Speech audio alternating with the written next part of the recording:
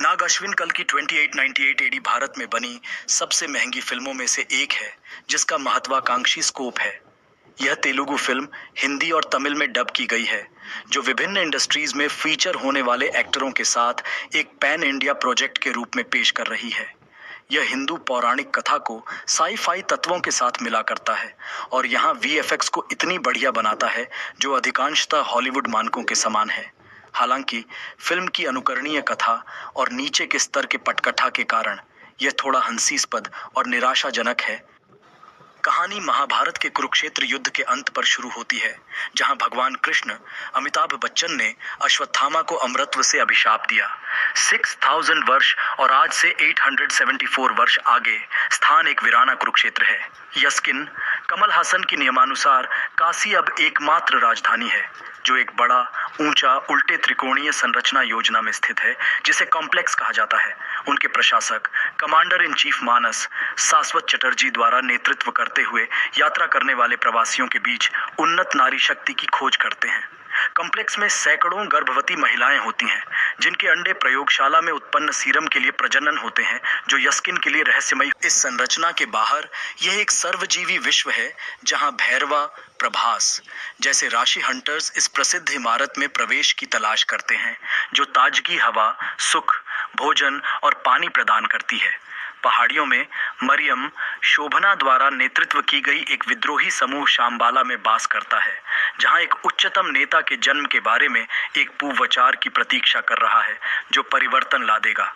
हालांकि खुनासुरतीब में उपजती है जब सुमति, दीपिका पादुकोणे, संरचना से बचने वाली गर्भवती महिला, खुदाईदारों द्वारा शाम्बाला में ले जाई जाती है। नाग अश्विन के कल की 2898 ईस्वी पुनः उठने से समति की यात्रा एक मृग जैसे संस्कृति के दृष्टिगत दिखने वाली संतान ऊर्जा में अश्वत्थामा के द्वारा पार करती है। राख से उठते हुए अश्वत्थामा सुमति और उनकी अजनया शिशु की सुरक्षा के लिए लड़ाई लड़ता है।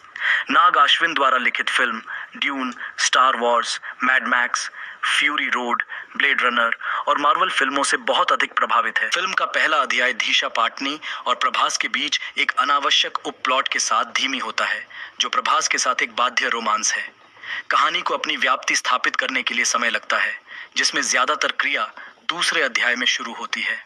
हालांकि उस समय तक लंबी प्रक्रियाओं ने कहानी की साया डालकर इसका पीछा करना मुश्किल बना दिया।